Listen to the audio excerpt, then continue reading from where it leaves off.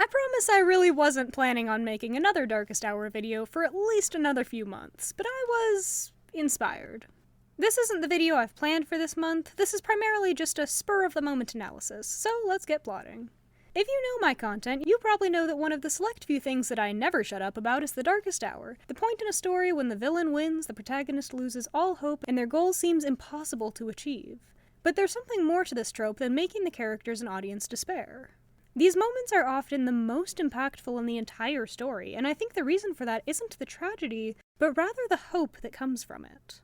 See, in any story with a Darkest Hour, that scene or chapter itself is never the ending. Even if the villain wins, the love interest is killed, and the protagonist believes that everything they've done up to that point was meaningless, the story still isn't over. And this trope asks the question of, when you do lose, when the worst case scenario has come to pass, how do you still reach your good ending? And, ironic as it is, most narratives with a Darkest Hour can't reach their good ending without it. See, the Darkest Hour hits so hard because it's the situation that the characters had been trying for the entire story to prevent. Something that looms at the back of the cast's minds as the game over scenario. And the value with letting the characters lose so utterly is that they're forced to face the unveiled reality of the situation, the conflict, and the source of the resolve, thus sustaining their efforts. Two major factors of the Darkest Hour are truth and hope. Oftentimes, the first step to getting out of the Darkest Hour is reevaluating the values and need that led the protagonist along this journey, and learning the true fuel behind their initial goal will allow them to strive for either a new goal that aligns with their character need, or try to find a way to resolve what caused the Darkest Hour in the first place.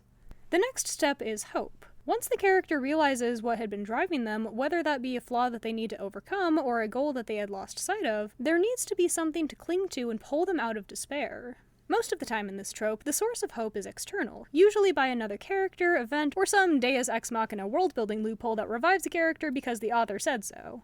But this is, I think, why I love the Darkest Hour trope so much. This is also why the power of friendship is also pretty valid in a Darkest Hour. The fact that there are other characters who are there and who've experienced similar things and are able to support each other to get out of the Darkest Hour really is a theme in and of itself. It shows the willpower of humanity. It shows the hope that can come out of seemingly nothing, and that there is always something to hope for and something to cling to so that you can create your best future. It's a beautiful trope. The juxtaposition of hope against the prior despair amplifies both emotions, especially since there's usually an emotional high at both sides of the Darkest Hour, which is, by definition, the lowest emotional dip in the narrative. Besides, seeing how the characters pull themselves out of their worst possible narrative situation shows the truest version of each character. It shows their instincts in the face of something that they would have otherwise never had to come into contact with. And that makes their victory at the end all the more cathartic. This wasn't exactly an in-depth analysis this time, as this entire video was made kind of on a whim and roughly in an hour. But in conclusion, I guess, Darkest Hours are pretty cool. I promise I will shut up about this at some point. Happy writing!